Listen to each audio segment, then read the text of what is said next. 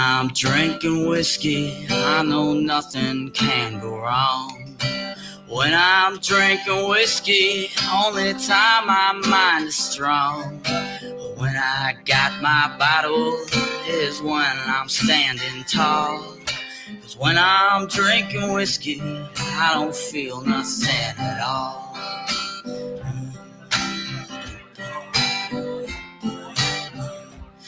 Oh, when I'm good and drunken, can't nobody bring me down. I like to drink my whiskey when nobody is around. I know my empty bottle is the only one that understands that when I'm drinking whiskey, I forget the man I am.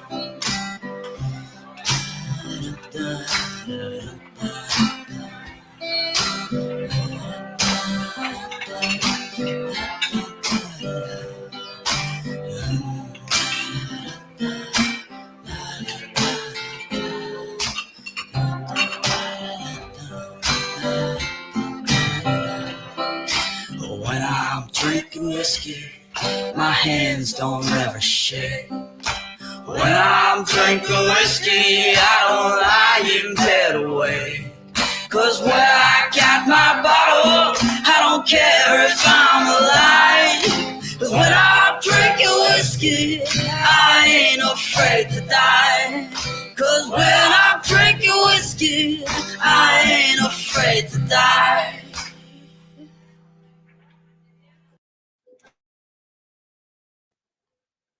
You will never be a practicing lawyer. You have no clients, you have no LLC, you have no trials. You're a homosexual man twisted by trust funds and bad schools into a crude mockery of Jews' perfection. All the validation you get is two-faced and half-hearted. Behind your back, people mock you. Your parents are disgusted and ashamed of you. Your friends laughed at your ghoulish experience behind closed doors. Men are utterly repulsed by you. Thousands of years of evolution have allowed men to sniff out frauds with incredible efficiency. Even non-practicing lawyers who pass look uncanny and unnatural to a man. Your sentence structure is a dead giveaway, and even if you manage to get a drunk guy to take your legal advice, he'll turn tail and bolt the second he gets a whiff of your rotted, moldy diploma. You will never be happy. You wrench out a fake smile every single morning and tell yourself it's going to be okay. But deep inside, you feel the depression creeping up like a weed, ready to crush you under the unbearable weight. Eventually, it'll be too much to bear. You buy a rope, tie a noose, put it around your neck, and plunge into the cold abyss. Your parents will find you, heartbroken but relieved that they no longer have to live with the unbearable shame and disappointment. They'll bury you with an obituary marked with your real job, and every passerby for the rest of eternity will know a practicing lawyer isn't buried there. Your body will decay and go back to the dust, and all that will remain of your legacy is a history that is unmistakably of a non-practicing lawyer. This is your fate. This is what you chose.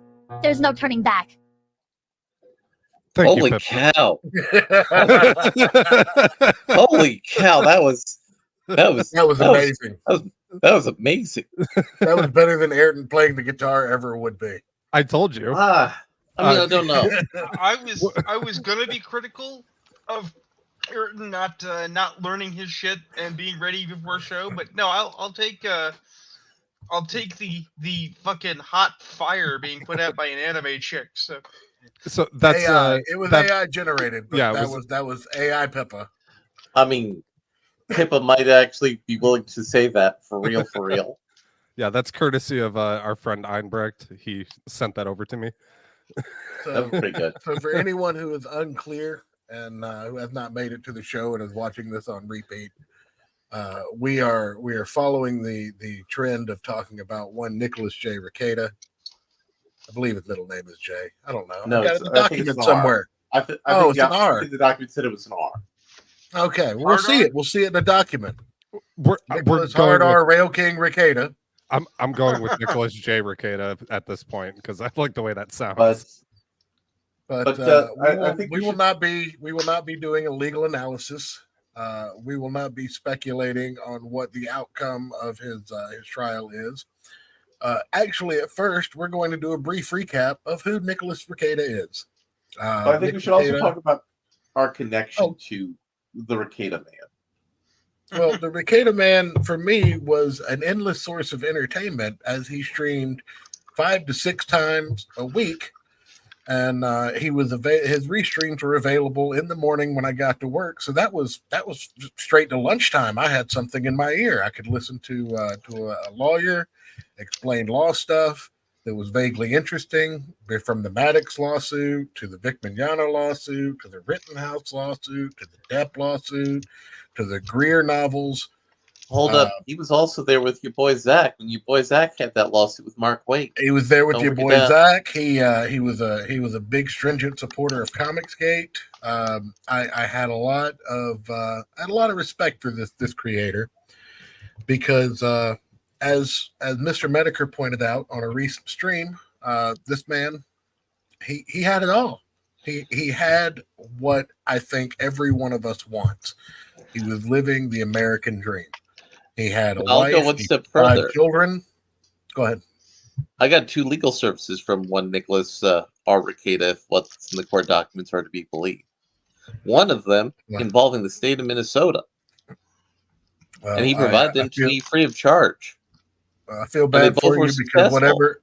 Well, that's amazing, because as we'll come to find out, usually whatever he predicts, the exact opposite is true. Right, however, but I think whiskey may be the source of that problem, and cocaine. However, no, that was my connection to him. You've actually done business with him. Rune, from what I understand, you don't know who he is from Adam outside of what we've discussed. Outside hanging with you guys, I only know him as a guy that is in the tube sphere and like tangentially Comicsgate, but not really. Okay, Ayrton? I mean, I've been watching him for probably as long as you have, I think, Church. Yeah, I mean, I used to hang out on his Discord too. I did too. I latched on right around the time of the lawsuit, when he first broke onto the scene, when he was in a different house and he had a boonie hat in his foreground. Yep. And back in those days, Nick Rekieta put on a show, and he abstained from swearing. He did have a glass of whiskey once in a while, but he discussed the law in a fluent manner. He never got too drunk. And when he did, it was once every 6-month thing where he just got a little too loose with the boys. That happened. He did Chad Dad streams, and he was to be admired. He was the pinnacle of what you think one would be. He had a career in law. He did YouTube. He raised his family. He provided. He had a loving wife. He projected himself as a God-fearing, just wholesome dude. And he's never been rude to me. I will point this out. He's never been rude to me in any kind of interaction. So I will give him that point.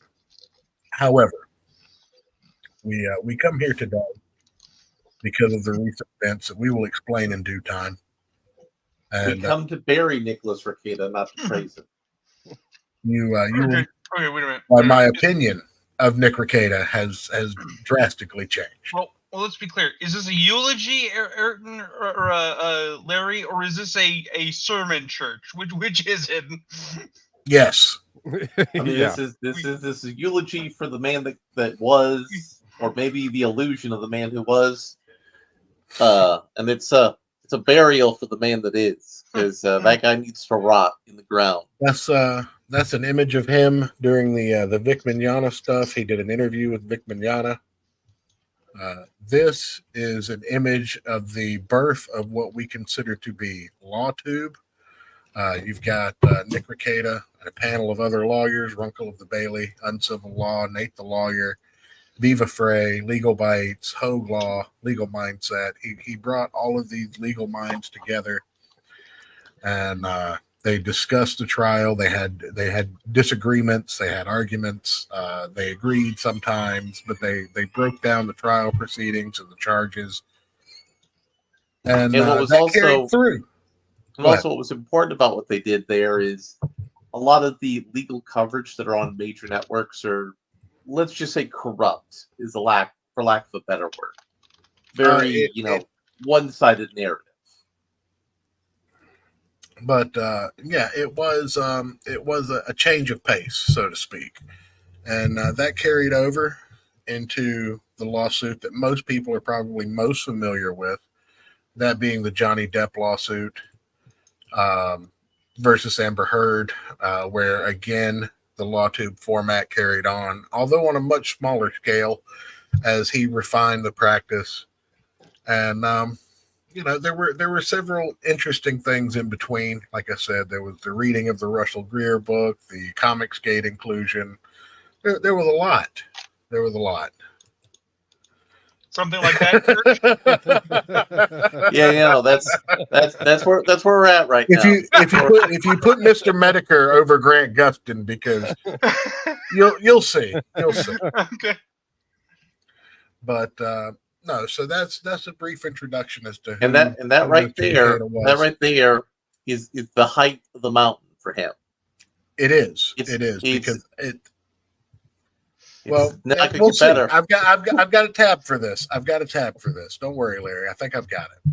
Yeah. So right at the end of 2023, he posted a tweet, and it's very prescient. I think we need to take a look here. It said, "Happy New Year's Eve, everyone. 2024 promises to be a beautiful disaster.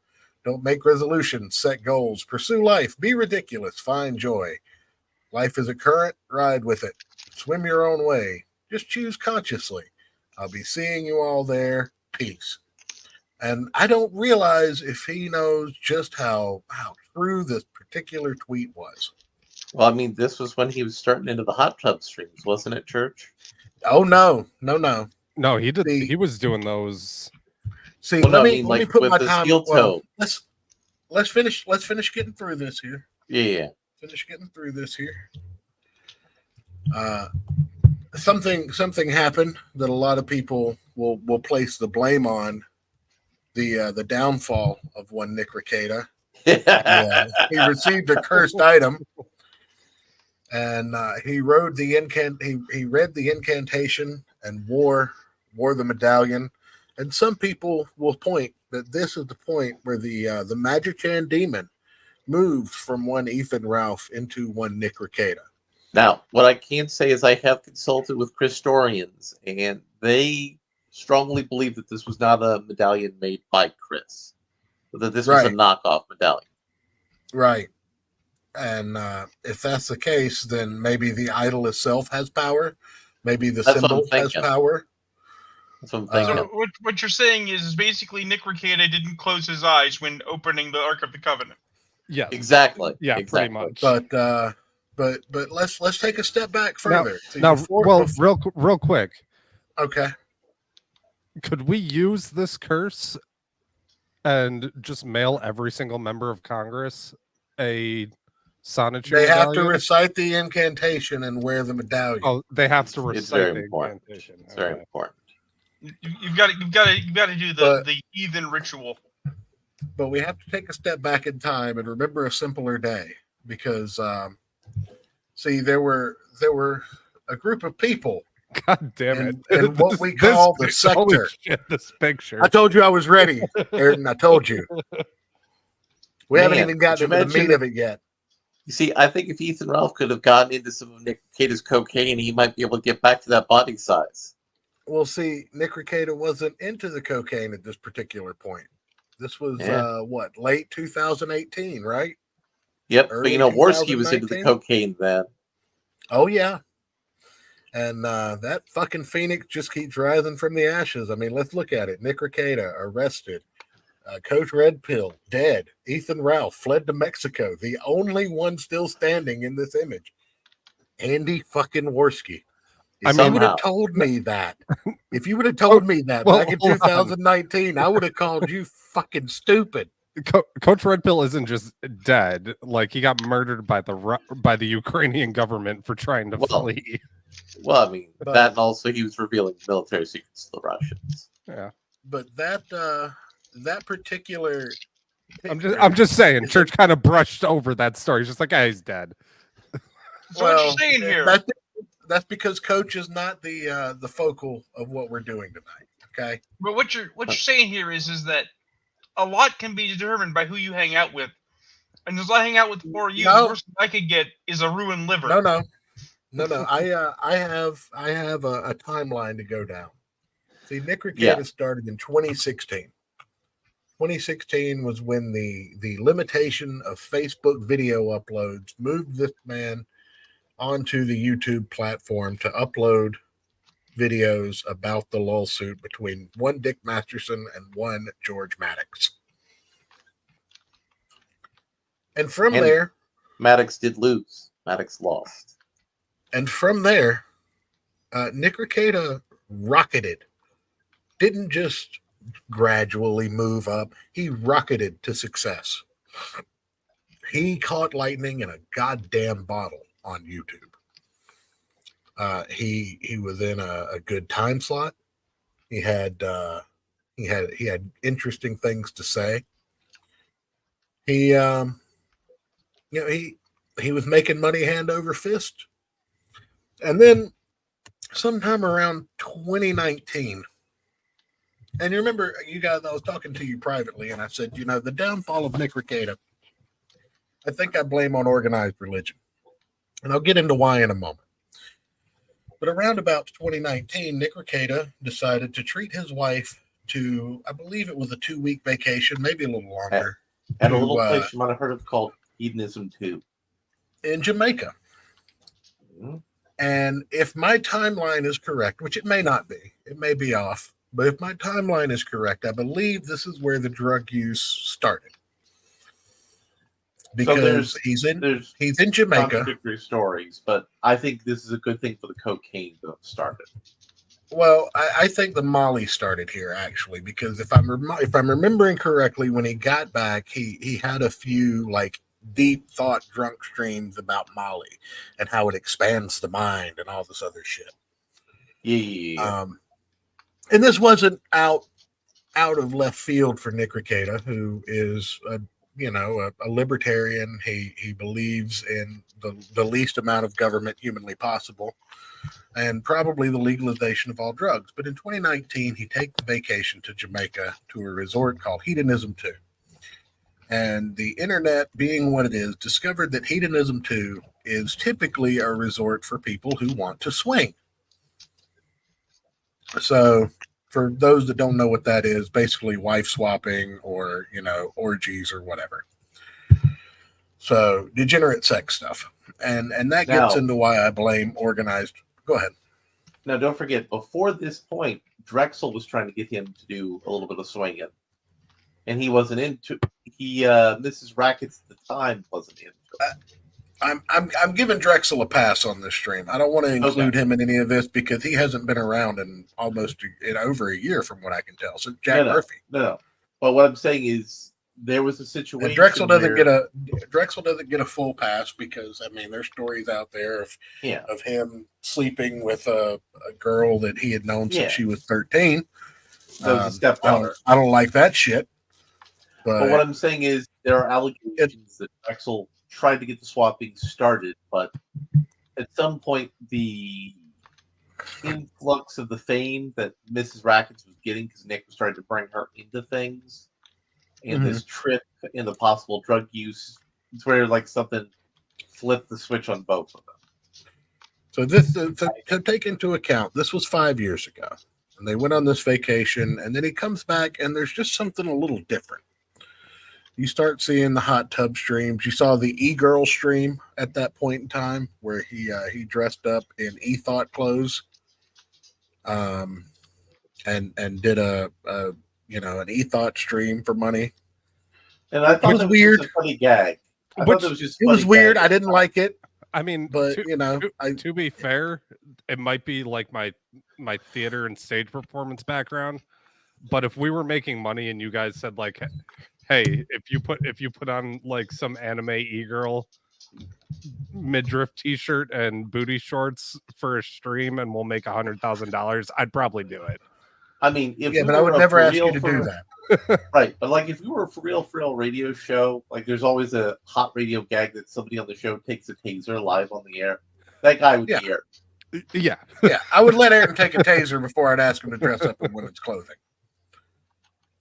So anyway, and this again, let me explain, because there's a couple of things that I want to get into here that are going to be a little bit of a monologue-y thing. Interrupt me when necessary, but first thing, this is where I blame organized religion to a certain degree. I grew up with a Reformed Mormon, and there's no one more sexually degenerate than a Reformed Mormon. Tell me about it. But the reason I say hold this up, is hold if you up, believe hold up. You say Reformed Mormon? Are we talking Rolaids Reformed Mormon or a former Mormon who's Reformed? a former Mormon who left the church in their late teens to become a real person. Okay, because there is the Reformed Latter-day Saints Church. Just want to make sure we were clear. No, this guy was just as much of a heathen as I am. Okay.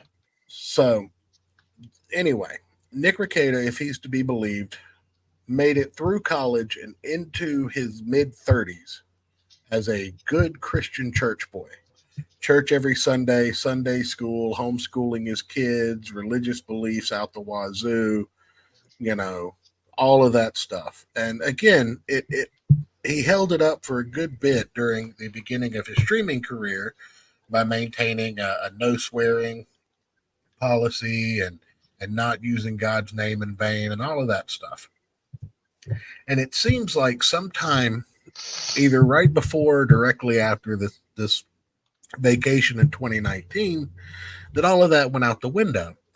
And I can only like compare it to Amish kids, because they get the devil's night where they get to go out and they get to experience they get to go out and they get to experience the world as it is and do drugs and drink and party and all that shit. They're not supposed to, but that's what they all do.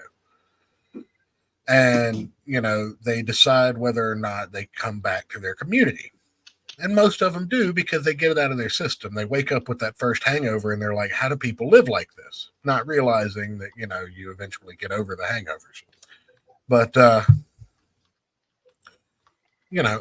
and most of us, we can go around the room. I'm sure, in Rune's case, you probably never really experimented with hard drugs.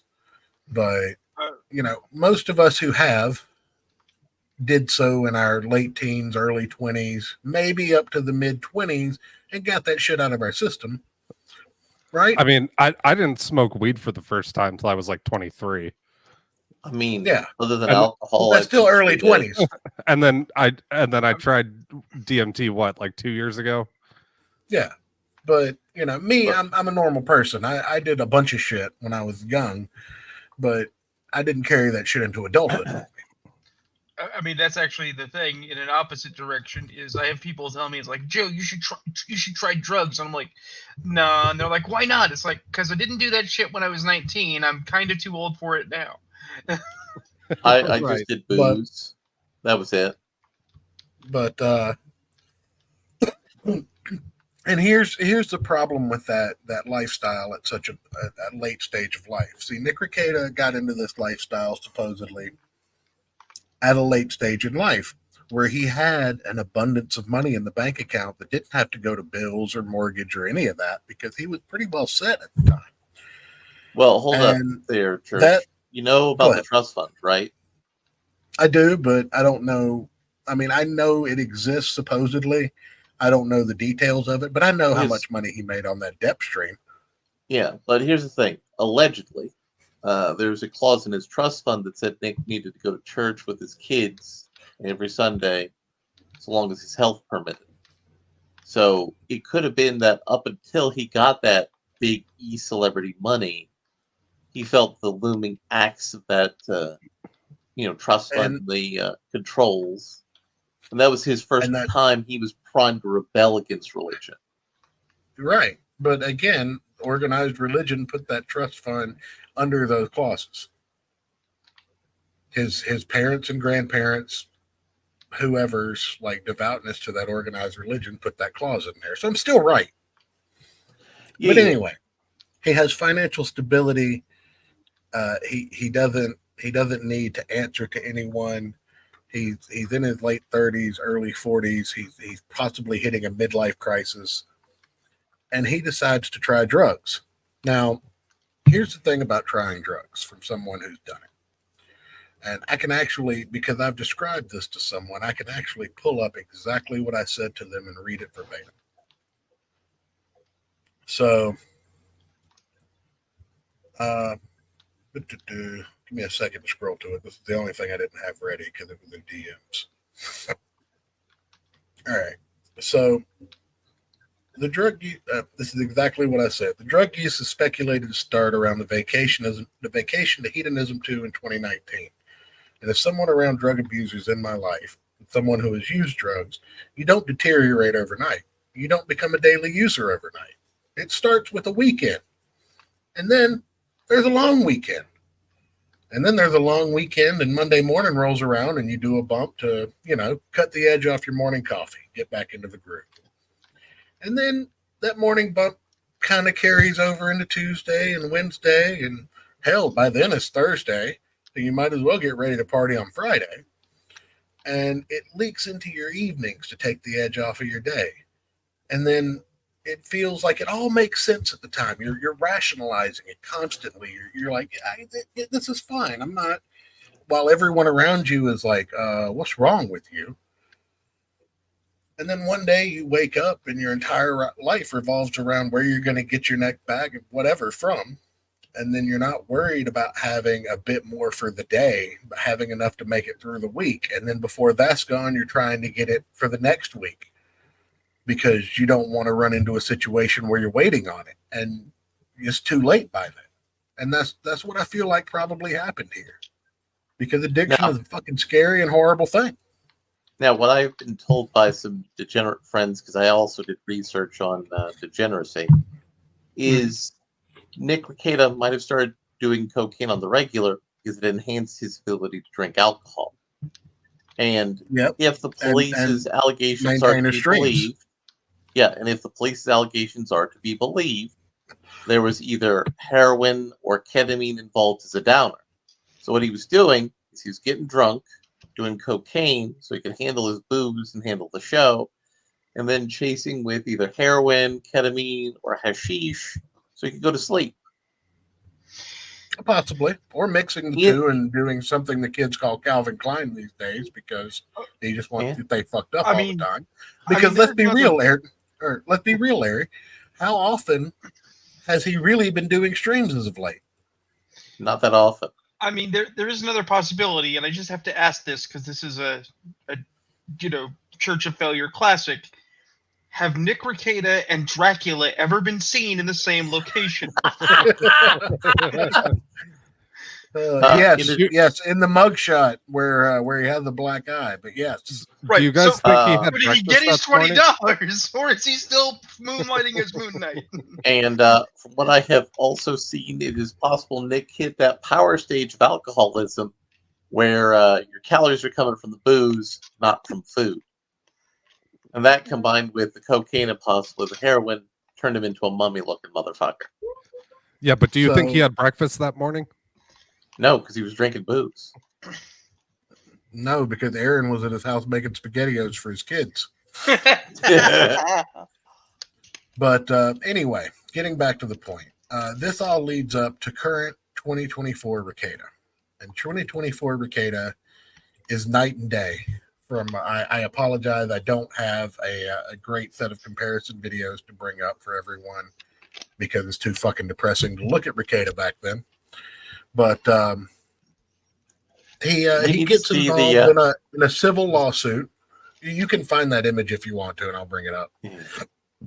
But he gets involved in a civil lawsuit with a guy named Montegraph. Sorry, and the civil lawsuit that's still one of my favorite streams with him and Jim covering Monograph. It was so good.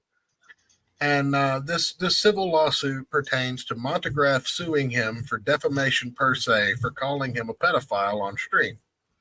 I thought he called him a retard on stream. No, he called him a pedophile. Oh, okay. And added bonus to that, in the stream with Medicare, he said to Jim, like, the reason that he won that stream is because the other guy was too stupid and tried to move it out of the state where he was in. And so what does he do? When he sues Nick, he sues Nick in the state that he's in. And Nick's like going, no, we got to go do it in Colorado, which was the exact opposite argument Nick made when he was more clear-headed. So in that, he gets assigned a judge who he already has a disposition for not liking. And that brings us up to our first meaningful slide here. Co-explaining the qualifications of Judge Jennifer Fisher. We'll explain why this is important later on. But let's just listen to this clip. 5 minutes. We get to file a motion for summary judgment after discovery because the judge, Jennifer Fisher, yes, like The Office, decided that you needed to have discovery. The only fact outstanding on discovery was Montegraph's alleged damages. I don't know why we need those. I don't know why Montegraph needs those. But that's the thing that was standing out. Everything else was there. Our judge is literally fucking stupid. I'm going to say it. Jennifer Fisher, Chief Judge of Wilmer, Minnesota, Candy, Ohio County, is touched not by an angel, not even by a priest, but probably by retardation. She does not know basic facts or elements of common law. She doesn't know Minnesota statutory law. When she tries to apply the law to facts, and I know this from previous cases with her, by the way, she gets it wrong. And you know it's crazy. I know what people are going to say. Those cases that I had in front of Jennifer Fisher, the chief judge of Candy, Ohio County, when she applied basic common law principles on contract, incorrect. She applied because she said, I can do whatever I want, basically. She was not, at that point, judging in the district court. She was judging at the small claims court level. And she said, no, that's not how contracts work. I'm like, Judge, that's how contracts have worked for 450 years. You don't get to just change that. Like, we win. Guess what happened? We won the next time we got to the hearing. Because like any boring, stereotypical woman, they will sit there and tell you why you're wrong over and over and over again. But lo and behold, if you just wait a day, they'll come around to your thing and they'll go, you know what? I said you were wrong, but you weren't wrong. I just really love the taste of liquor being squeezed out of my vagina. And then they drink it. And then they do whatever. And I'm just sitting here going, most of the judges in Candy, Ohio County are men. How are they going to squeeze vagina liquor into my mouth? I don't want them to. But am I Zach Galifianakis? Am I Barack Obama? Am I Joe Biden? No. I do not want man juice in my mouth. So I go, can you just apply the fucking law? Can you just apply the fucking law? And when they do, they go, holy shit. It supports Nick's client. Here's the thing. I'm not a good lawyer. I didn't win because I came up with a novel legal argument. Literally, my clients have good cases. And I go, this person didn't hire that person. They hired someone else. Talk to someone else. Person A did not hire person C. Person A hired person B. Person B quit. Person C sues person A. Person C is not in the company of person B. The court's like, well, why are you there? Like, because these people are working in my house. It should be simple. But why are you there? Why are you in town? Why are you fighting this? I don't know. Freedom matters. My rights matter. If you don't fight the government, they get to just say whatever they want. This is the prosecutors, guys. Every bad defense attorney is 2 times better than the best prosecutor. You're sitting here. Anybody who's sitting here going, the state is right. Okay. Die. Die. The state is right. You want the government controlling what you do and say? Because the government would rather have people who are not literally raped by federal officers be able to say anything. When they go to say anything, they shut down their testimony. Like, well, we want them to say everything. Yes, we want them to say everything, but they don't. Charlie says you're getting bent over with diameter, all because some ego and pride. Man, this is crazy. All right. Tell me more about my ego and pride, brother. I don't give a shit. People always say what they want to say. It doesn't matter what you say. So say it. You want me to fight you on it? I'm not a narcissist.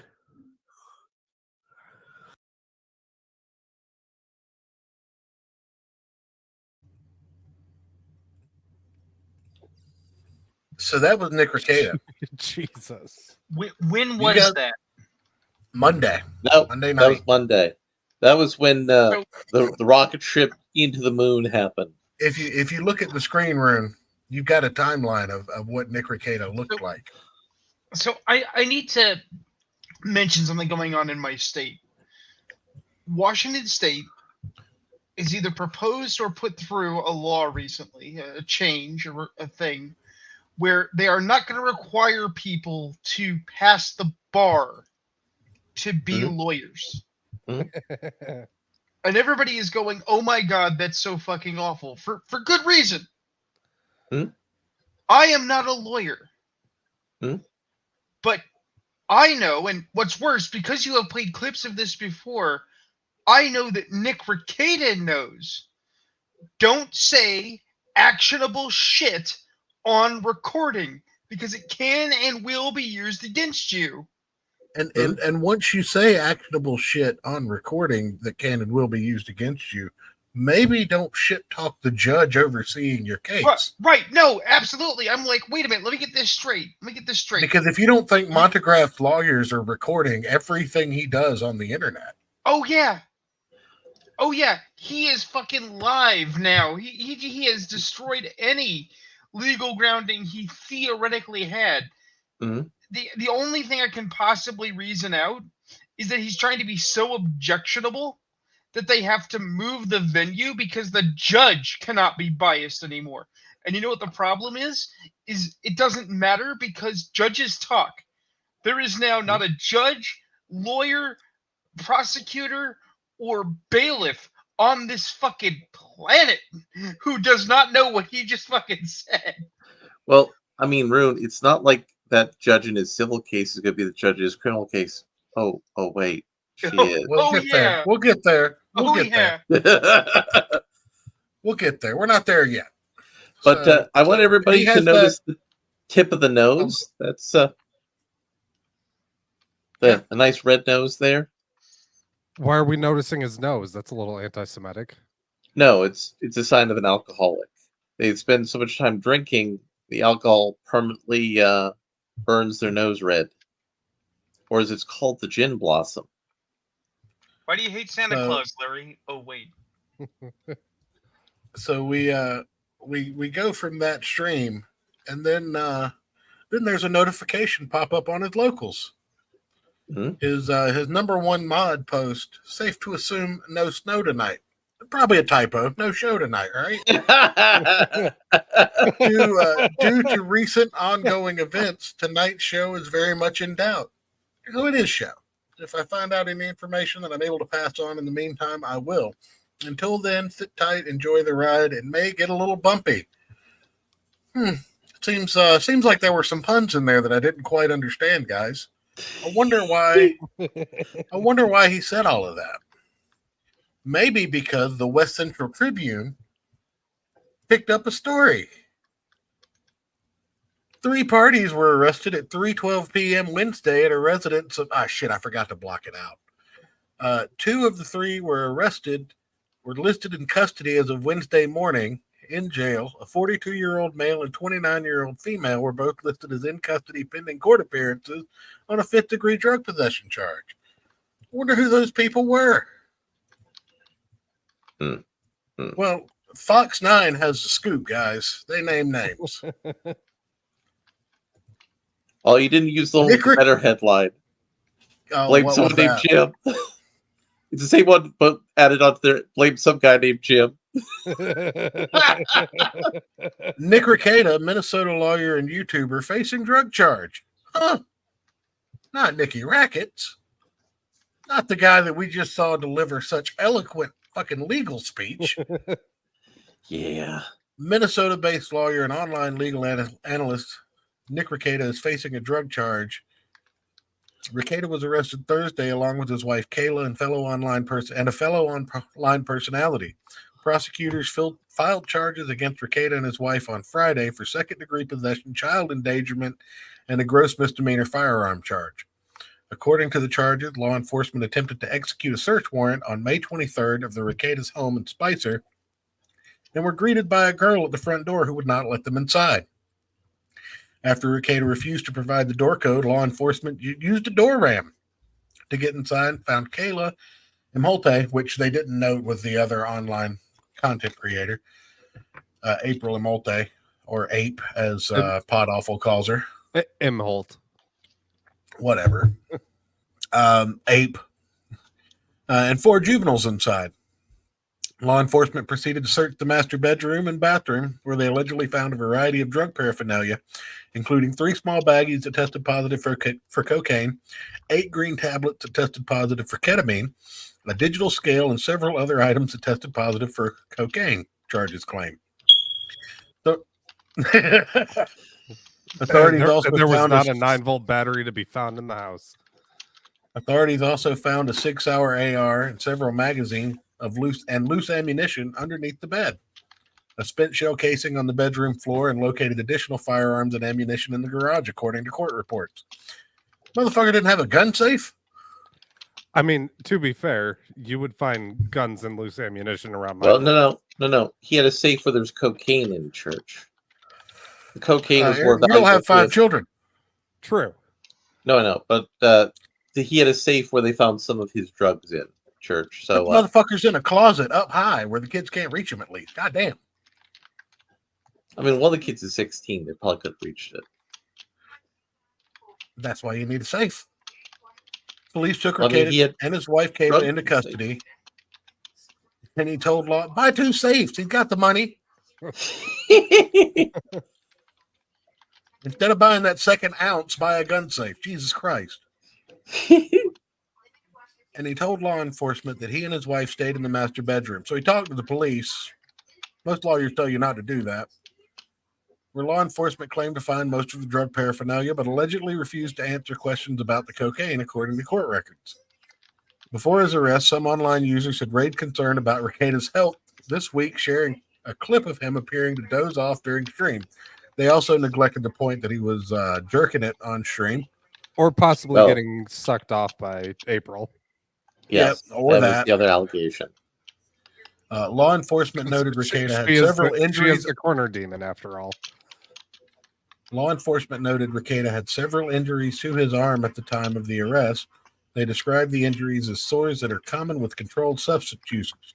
Rekieta, who owns a law firm based in Spicer, Minnesota, saw his online following skyrocket during the pandemic as he covered cases including Kyle Rittenhouse's trial and Johnny Depp's lawsuit against Amber Heard.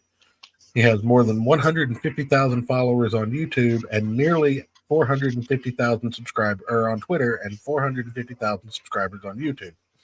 Rekieta and his wife are set to make their first court appearance Friday morning. So it was a little bit of a wild ride, and there was also in the paraphernalia, according to the police report, was the stuff used to sort the cocaine into a glass pipe for smoking it.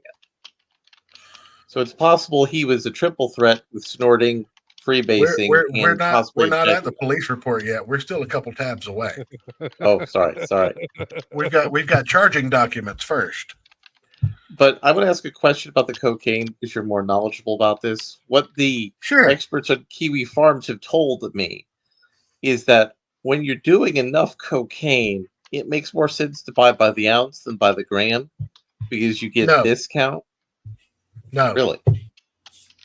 Okay. So as someone who has used drugs, let me explain. You never want to get caught with felonious amounts of any drug. Mm-hmm. If you're having a fucking bender of a weekend You might pick up an 8-ball on Friday and another one on Saturday. But you never want to have felonious amounts of hard drugs on. Yeah, because you don't ever want to be caught with caught with an ounce of pot in most places. Yeah, because then that's a distribution or an intent to distribute charge. No, I understand that angle. It is cheaper, yes. They were also saying that if you're doing it on a multiple times a day basis, it also means you're less likely to run out of your cocaine. That means you're an addict and you get help because you're a father of 5 children. That's exactly what it means in this case. So then we have some charging documents of the or some documents here on the arrest. So we got some mugshots, boys. If you could pull it on Nick's one, there's the allegation that he had his eyes blackened by his wife.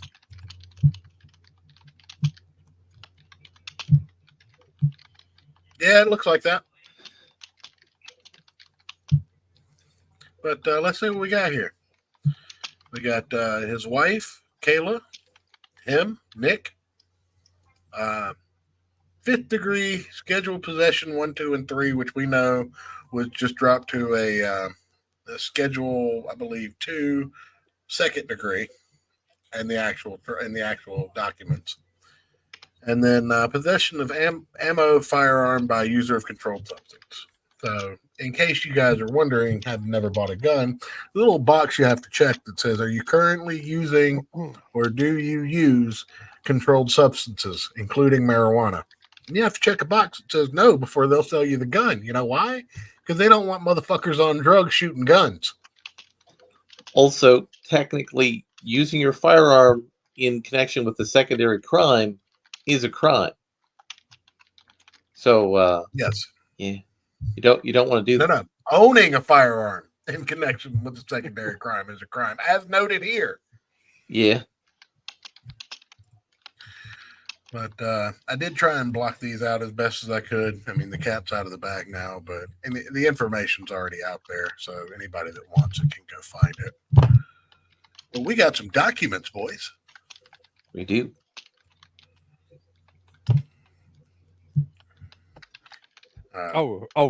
We have like documents.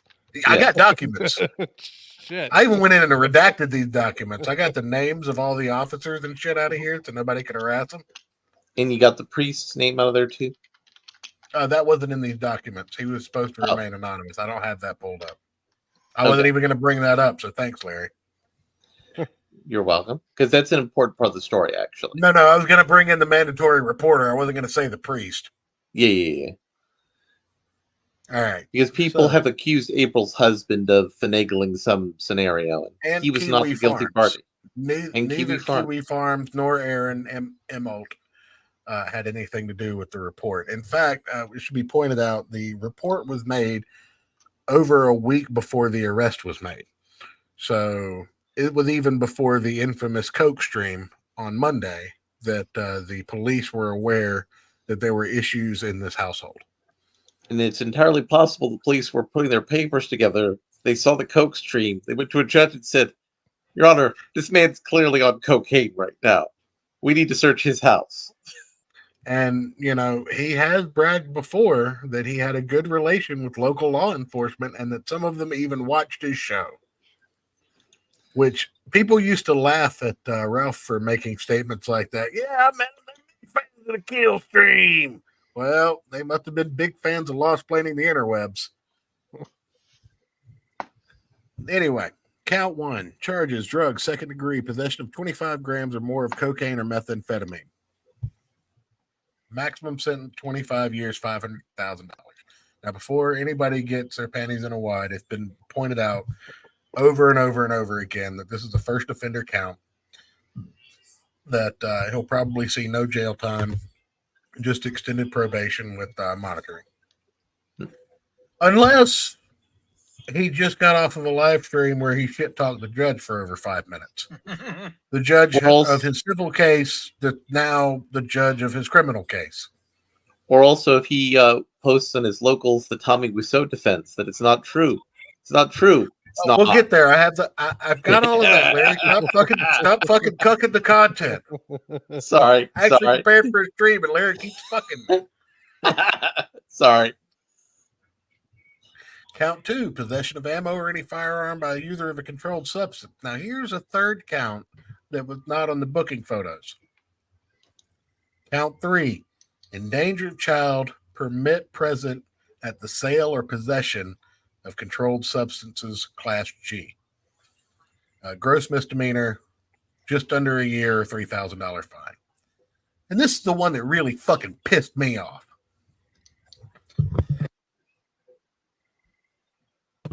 Yeah.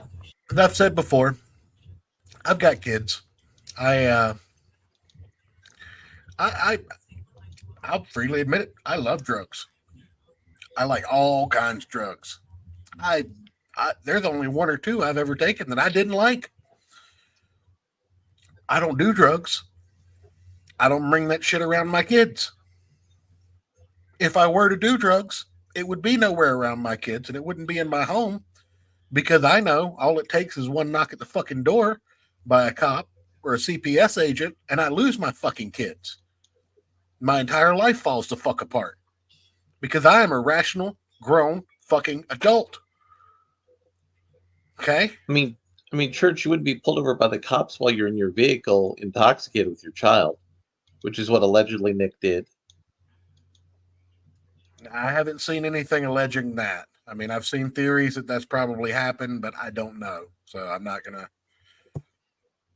put that at his doorstep. But we have a statement of probable cause. Your complainant, a licensed peace officer, is employed by the sheriff's office. I'm not even going to attempt to name his county.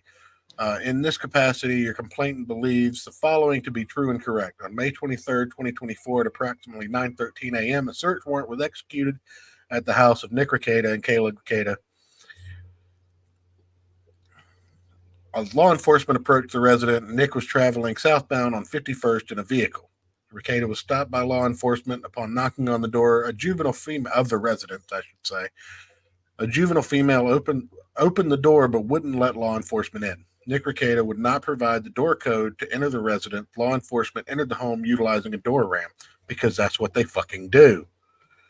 Upon entry, law enforcement located Kayla Rekieta and April M. Holt, 4 juveniles who were also in the home. Officers noted the home was extremely cluttered. There were clothes everywhere, dirty dishes, dust, and overall dirty home. Nick Rekieta, now they have a nanny, and apparently April had been living with them as a nanny. But they can't wash their dishes or put their clothes away. During the search, law enforcement located the following in the master bedroom. Yellow snort tube, positive for cocaine. Black vial with white substance inside that field tested positive for cocaine and weighed 2.2 grams. 2 credit cards listed to April M. Holt. A .22 caliber spent shell casing on the floor of the nightstand in the master bedroom. 2 of those. 6-hour AR with several magazines and loose ammunition with the serial number. A glass container and metal filter and grinder, and glass container that field tested with positive for cocaine. Bags with cards and dollar bill field tested and positive for cocaine. Large corner cut baggie with white powder that field tested positive for cocaine and weighed 18.65 grams with packaging. 3 small baggies that field tested positive for cocaine and weighed 5.49 grams with packaging.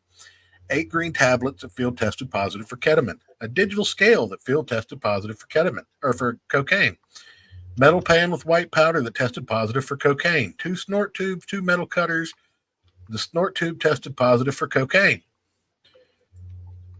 In the closet, they found a $100 bill with white powder residue that field tested positive for cocaine.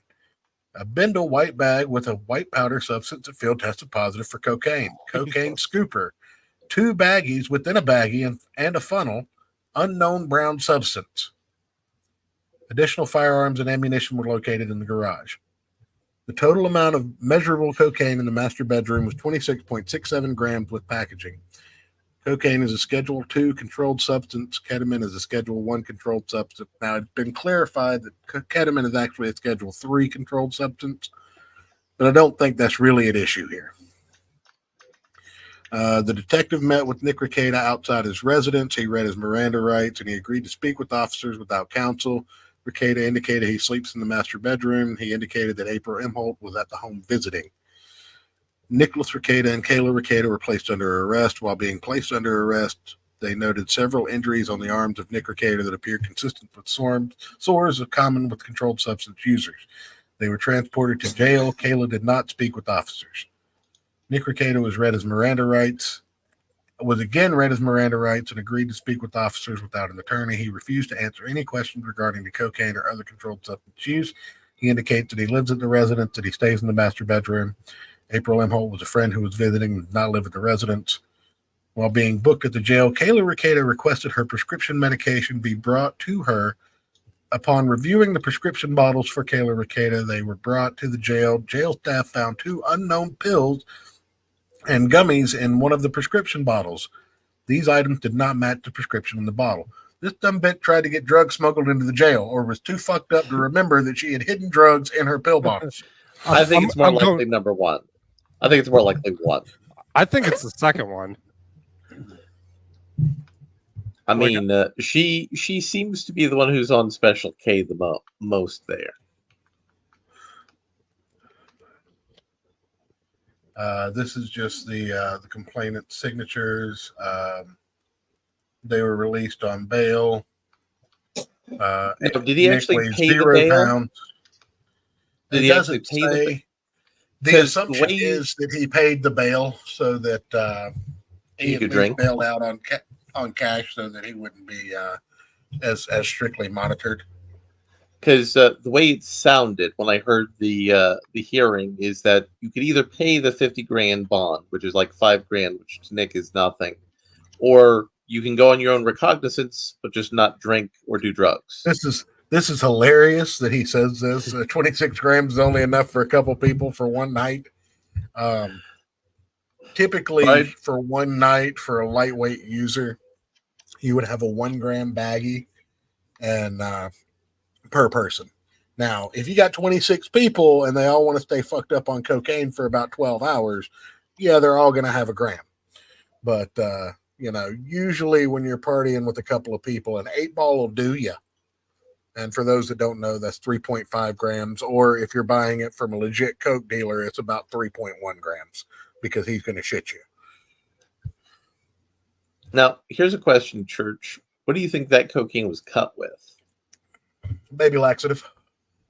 Baby laxative? That's what you don't think he. You don't think he might have gotten a little fentanyl spiced in there? I've been hearing that's a thing. I highly doubt it. Give me 1 second.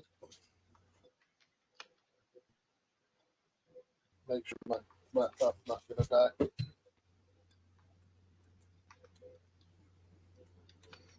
die. Weird. No bottle licking, Church. I'm not licking the bottle. There's the only alcoholic in the bottle. No, I got to get a new cord for my laptop. I think years of being on the floor has kind of screwed it. But for those out there who don't know, an ounce of cocaine is 28 grams. So they had just under an ounce. So they probably bought an ounce the day before. Something like that. So now we have the filings for one Kayla Rekieta. And they're basically the same except for one small difference. See if you can spot the difference on count 3. Oh, wait, no, it's not here, is it? Where is it? Where is it listed? I think do I not have that? I think it's might be the next one down.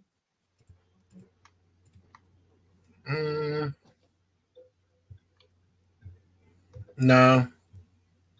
Maybe that was an error. Maybe it was a typo. Because I've heard people claim that might have been a typo. No, it isn't. It isn't. Negligent or endangerment of a child neglect. So his was, let's see here, endangered child, permanent present to sale or possession of controlled substances. So This charge is lumped in with the possibility of allowing physical or sexual abuse to a child. And that one really fucked me up when I read it. So I do hope and pray that it was a goddamn typo. Well, let's remember that because there's some really dark implications there. Right, but let's remember that legally, they governments and the like often will put multiple charges together under one tree. So just neglect could be attributed to some very dark things that aren't even related. Like some of the articles said there was mold in places in the Rekieta household, and if things had gotten moldy, then that can be classified as child neglect. Possibly. Yeah, that's a pretty broad charge. I don't know if either one of you guys have anything. I was not able to find a succinct or timestamp. I didn't have enough time to the timestamp, but I was not able to find a succinct arraignment video. But they were released Friday morning, the 24th, I believe. Friday afternoon, I guess. Their arraignment was around noon Eastern Standard on Friday morning. In the arraignment video, there wasn't a whole lot that was really interesting, except for two things. Nick said that the bail was, unconstitutional. I mean, 50,000. He objected to it. I think that was just. Yeah, I think there's just like a. That was him being. That was the first time he had been a lawyer in a long time.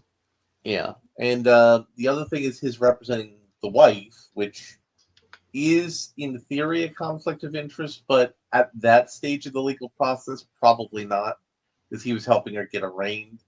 So that's probably not something that rises to the level of being a conflict of interest. But in actuality, he can't represent her in the actual trial because they're co-defendants, and he can't say, "Well, we're not lawyers. We're not giving legal advice. We're not actually even deep diving into the legal of this." But no.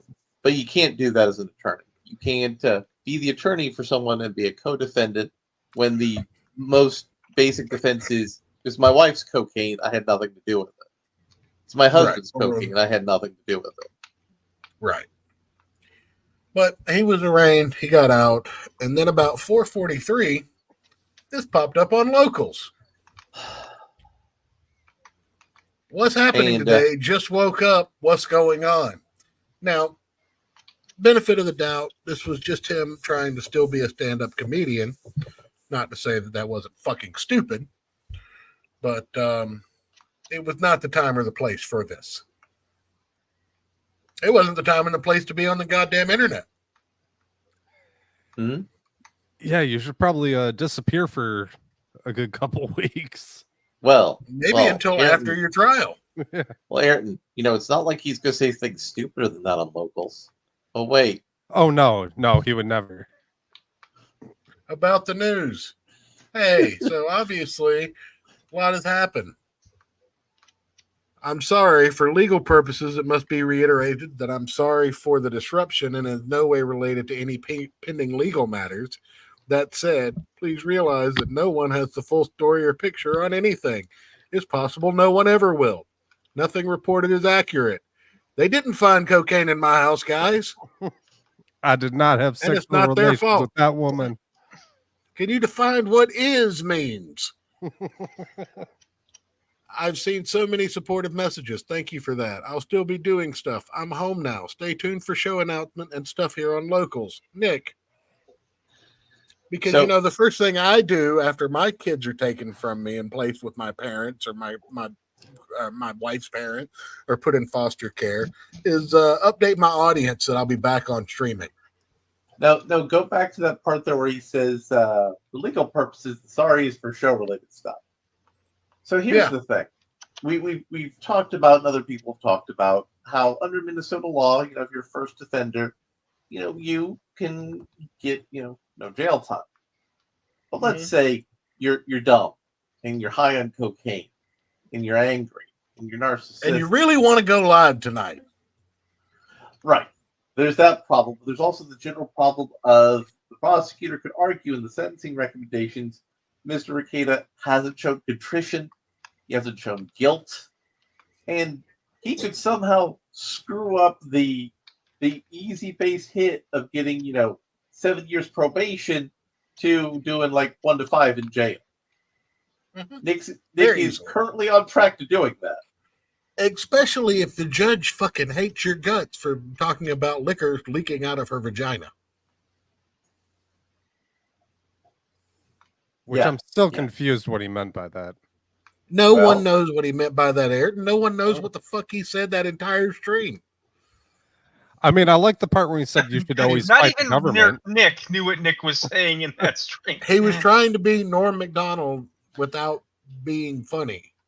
Now, what all of my friends who are attorneys have told me is judges will often say stupid things and make stupid decisions.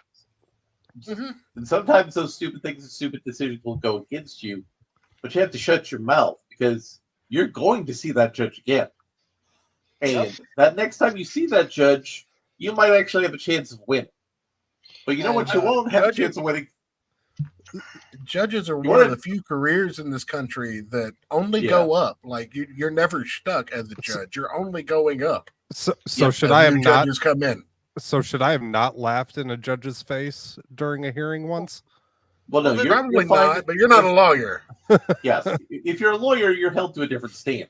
Oh, you meant if you're a lawyer, you shouldn't. I got it. The thing is, it's a general rule you shouldn't do it anyway because of contempt of court charges. I couldn't help it. He asked me a stupid question. The thing is, even if the judge is objectively wrong, and that does happen, right? 2 + 2 is 5. Right. Yep. When they're in that big chair, they have the decision-making power. It doesn't matter what you know. It matters what you can prove. If they vote against you and you don't like it, that's what appeals are for. Don't run your mouth, especially not about the contents of your judge's pussy, because like Larry said, you might have to be in front of that judge again. Holy shit. Especially as a criminal defendant. Right. Now, funny story, but my folks used to be landlords, and we often would have to go talk in front of the judge because somebody was doing what we will lightly call a fuckery. But you know what? Our judge loved us because my mom always had her legal papers ready. She was really polite, and I kid you not, our judge would impersonate Beavis and Butthead. He could do Beavis. That's pretty cool. Okay, I'm just saying, judges can be cool. They can be people, but you respect them when they're wearing their judge hat. Can any government employee be considered a quote-unquote people? Just when they're not robots, sure. I'm just saying, you don't, even if you don't like the person, you are required to respect the office if you're going to be in front of that office, possibly begging for your life. Oh, yeah. Now here's the next one. I really wanted to go live tonight. I planned on doing locals tonight. I really wanted to do the first stream aftermath gay bullshit, but I'm really not feeling it. I'm sorry. I'll do something tomorrow. Why? Because the cops stuck on your coke, so you don't have the energy to. Exactly. Exactly. The coke dealer won't talk to me because he's scared I'll rat him out. Look, you know it's bad tomorrow. When you break up with your coke dealer. I'm drained and fucking tired. Again, 1 million people will have a whole slew of opinions about me and everything. That's fine. They've earned it. They don't know the story. They can't. But they get their opinions, and I deserve my public lashing. I ask people focus on me and my failures and leave other people allegedly involved out of it. When it's scripting time, I'll tell you shitty jail stories or the good parts of having your house searched stories. I want to be jovial and optimistic for those things because they can be funny and self-deprecating. Tonight, I don't feel jovial. Peace, y'all. Talk soon. Now, there's a sense of humility there, almost. Mm-hmm. There's almost a sense of humility there. There's the realization that, other people have been hurt by actions that I may have caused. And you start to think maybe this guy has figured something out. Maybe he's got his head back on his shoulders. We call it with Instagram. Oh no! The longer you stay in denial, the more trauma your children endure. This should be you and Kayla's rock bottom. Just look at both of your eyes in this pic. The color of your skin. Go back through your pics and see how you two look when healthy. Your children need their mom and dad upright their lives.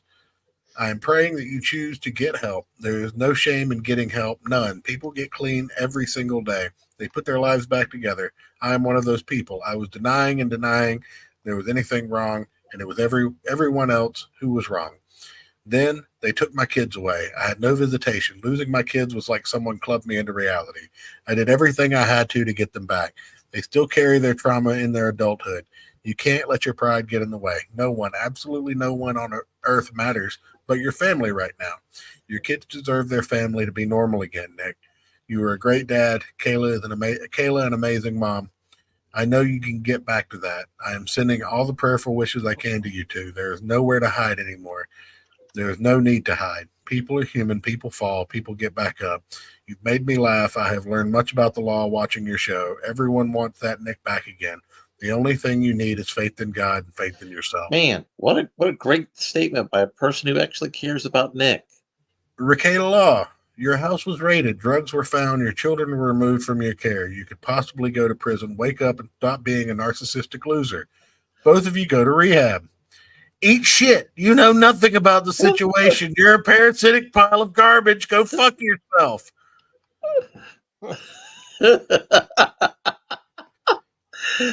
that is around. I'll get the Nick Rekieta Twitter account, ladies and gentlemen.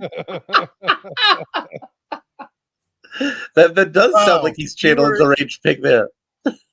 Wow, you were in complete denial. You and your wife should be checking yourself into rehab, not fighting with people on Insta. Words of an innocent man, Lamau.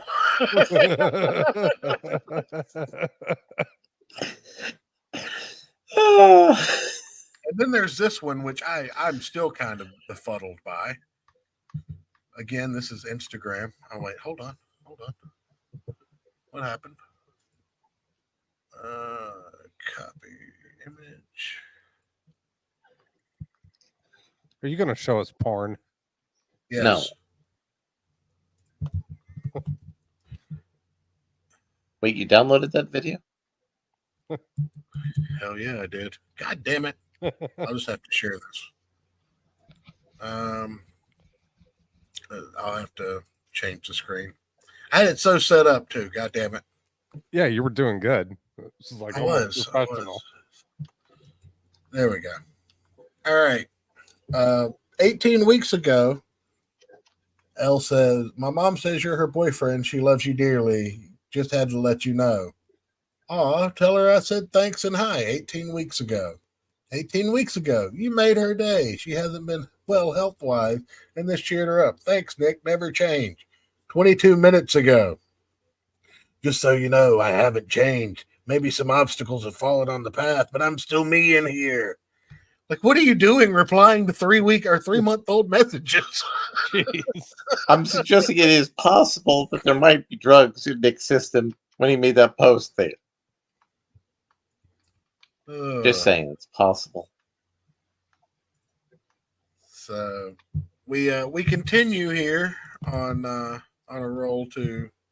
Oh, that was not going to work either. Okay, so on a roll for things that will look badly when you're trying to defend yourself in court later.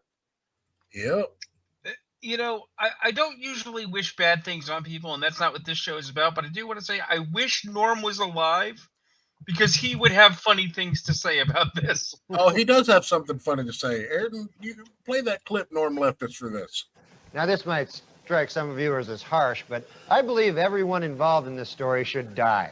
That one? Yeah. 3 weeks ago, Lady Rackets and I wished at a wish ball for Make-A-Wish. Over $1 million raised tonight.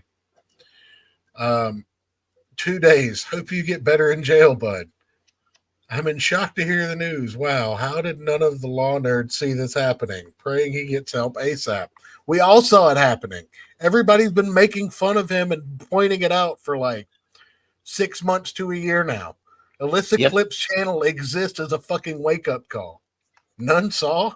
Everyone with functioning brain cells saw it. This has been a long time coming. So many tried to offer help for a long time. Unfortunately, the kids have been hurt the most. That's good to know. I've been watching all these YouTubers in depth. Very sad for the kids. You can lead a horse to water, but you can't make it drink. What would any law tuber do? The only person that can help Nick is Nick. Sometimes people have to hit rock bottom before they want help. Best thing to do is support him through his recovery. Very sad because he is a smart person. Now, see, that's positive. That's the thing I want to hear. Yeah, but here's what he said. I wish I could express that what people saw isn't what they think they saw. Obviously, Jay can't talk about I can't talk about my.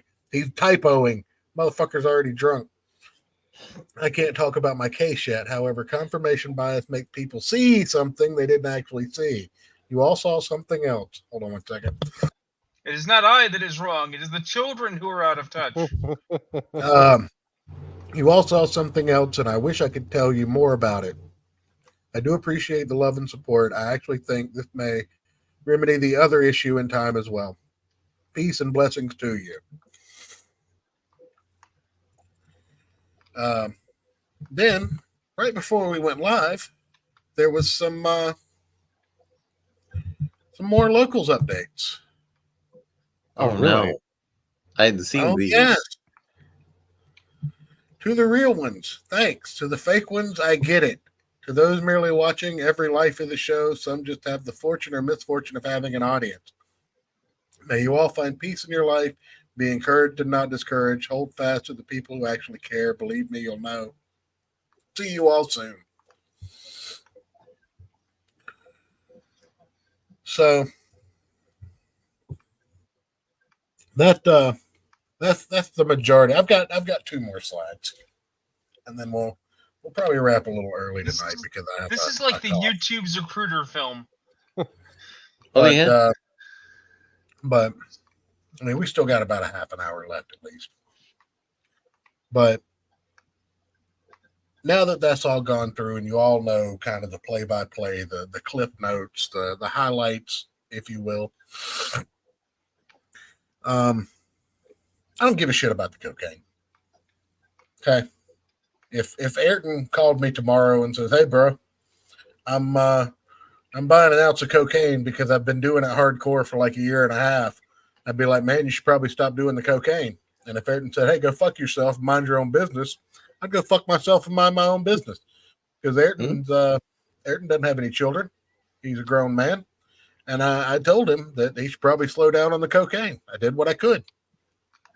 I can't go to where Ayrton lives and flush his cocaine. He'd probably shoot me with one of his many firearms if I tried to. If Larry called me tomorrow and says, "Hey, man, I really dig this ketamine shit," and I'd say, "Larry, you don't have kids, do you?" And Larry says, "No, I don't have any kids." I was like, "Well, be careful with that ketamine shit. Don't get hooked on it, man." But watch out for Dracula. No, see, that's right. If I said, "Hey, church, I'm getting in on this ketamine thing," he'd be like, "Wouldn't you stop?" Right. But if I told any one of you guys, or any one of you guys suspected that I had a hardcore drug problem, I would expect nothing less than a swift ass beating, because I have 3 children to support. And I know where you live. Because I can't afford to go to jail. Because I can't afford for even one day my children to be taken from my care of my wife and I. I can't afford for that to be in their memory, much less traumatizing. And because of that, I unfortunately can't sympathize. I can sympathize with the man in his plight, but I can't express that sympathy for the fact that it's not about him. It wasn't about him from the day his first child was born.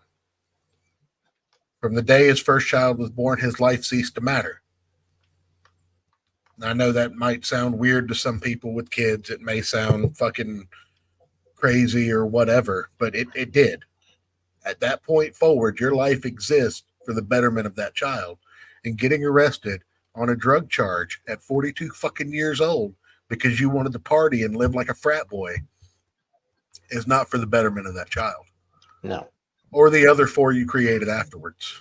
And that is why I'm vehemently angry. That is why I don't give a shit what you think I saw. Motherfucker, you put yourself in a position to be arrested with cocaine in the house. Even if there was no cocaine in the house, you put yourself in a position to be arrested where the cops could put a fucking ounce of cocaine. They don't carry an ounce. They carry enough to sprinkle on a motherfucker. We all watched the Chappelle Show. Well, I have probably told this story before, but, my mom, we all love Mama Rune around here, resting comfortably in her box on my shelf. And when she was young, she was involved in actual feminism that actually fucking mattered, because maybe, men shouldn't be allowed to beat their wives. Weirdest thing. Why not? Because fuck you, that's why. The thing is, even on Sundays? Yeah, no. What But about the on the thing steps is of the county courthouse with a stick no wider than the width of your thumb? What if she The puts thing pickles? is- What if she puts pickles on my sandwich, even though she knows I don't like pickles? The thing is that she got shit from other proto rad femmes because she decided not to go into the labor market because she got prego and she decided to have a kid with my father. And they were like, why? Why don't you have a career? Why are you just going to go raise a kid? And she was like, because I'm going to raise a child. I'm going to rear a son. We all talk about making the world safer for women by having, men being better. The answer is I'm going to raise a better human being. It's the most powerful and important thing I can do as a woman. And they didn't like that, as you may imagine. But the thing is that it's true. My mom devoted her life as a human being to ensuring that the human being she left behind her was halfway decent. So when you say that Nick's life is not his because it's his children that matter, it's like, yeah, they don't just matter in the sense of it's a baby. They don't just matter in the sense of it's a child, but it's the human being that's going to be 20 and 30 and 40 that has to live with the effects of Nick Rekieta's potentially poor decisions, but also the sum of all the good ones he may or may not have made. Now, that tweet that's on the screen there is from Aaron Imholt, who is the still on paper husband of the side piece who was with Nick and his wife. This is the second of 2 tweets he had about Memorial Day weekend. One of them talking about how good it is to drink alcohol responsibly and in moderation. And legally. And legally. Somebody else's wife, okay. And then there's this post that Aaron posted about how it's very important when you're drinking, be hydrated, or else you're going to have a bad time. Yeah, unhealthy habits with alcohol could lead to abuse. Yeah. Now, have either of you guys got around to watching him dumping a bunch of shit over on the Kino Casino yet? I've seen some of the other clips, not that particular one. I also saw the hot tub stream. This is the most recent locals pick here. I am not suicidal. Smollett.gif. Just FYI, I heard about my last post with a little suicide sounding. Sorry for that. It was hopeful, not suicidal. The world has stuck with me a while longer. That could or couldn't be a good thing. Depends. I don't wish death on anybody, but it strongly suggests Nick's mind is not right. His brain's not saying, listen, I need to only say things that advance my criminal defense and return my children to my home. And nothing else matters. But, there's... I said what I said about Nick, and, Kayla, his wife, isn't innocent in this either. If I decided to go off half-cocked and start doing coke to the point that I had an ounce in reserve scattered all around my house, I fully expect and would hope that my wife, not even hope, I know my wife has the sense and wherewithal to take your away children from my dumb ass They kicked the shit out of me for it. Yeah, but also take the children she would out get of the the house. children away from me. I mean, yeah. I mean, I believe Mrs. Church would be the one to call us and say he's doing coke here and get in the car and come kick his ass with me. No, she'd call you to clean up the mess. No, Yeah. I'm saying when Ayrton gets there, she's still kicking your ass the entire time. There is no pause. But it was about almost 2 years ago that he hooked up with Aaron and Amanda's her name, and April.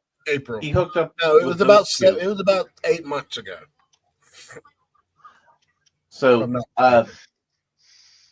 I thought they had known each other before the swinging, but Aaron has made some provocative claims that Kayla said, he was his soulmate, she was his soulmate, and they felt a real connection. That falls a little more into drama that I'm willing to get into. Fair enough.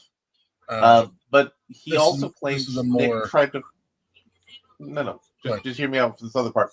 He also claims Nick tried to get him to do cocaine at a Super Bowl party in his house. Yeah, he said that. He's made a lot of claims. He's an unreliable narrator at this point, and he is a party in all of this. So my thing with Aaron is it's funny that he's spilling everything that he's spilling. But if he had such a big problem with this shit when it was going on, why didn't he do something about it then? Why didn't he do something about it when he supposedly told Rekieta to get his shit and get out of his house after he left a bullet of cocaine on the couch next to his 4-year-old daughter? See, that's what I have a problem with believing. Right now, he's playing that hero card, but he's just as culpable in all this stupid bullshit as everybody else. He was just smart enough to get out before it got hot. I will also say that a couple of the people in our normal space, not the LawTube space, have said that they tried to reach out to Nick and tried to get him on the straight and narrow in private. That Star Wars girl claimed she had those conversations with Nick. I'm not sure I believe her. Tug says he has. I believe Tug largely because that's his actual day job, is helping people with these sorts of problems. Well, yeah, he works, if not for CPS, side by side with them. He has kids. I like to think that he had the wherewithal to say, hey, man, you're fucking up. Even if he didn't know anything about the drugs, the drinking was getting out of hand. Yeah. It's like, listen, man, you got 5 kids. You need to get your shit together. But with that said, I think our good friend, Mr. Mediker, summed it up. And I know this is kind of a long clip, but it warrants being played.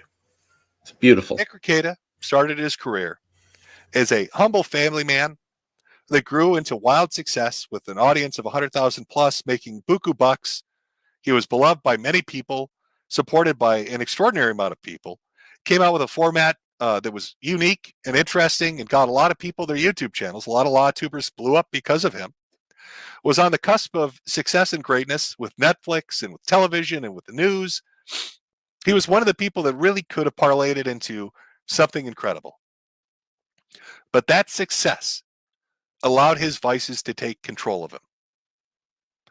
And these legal proceedings, whether they're true or not, have given you a glimpse behind the curtain, so to speak.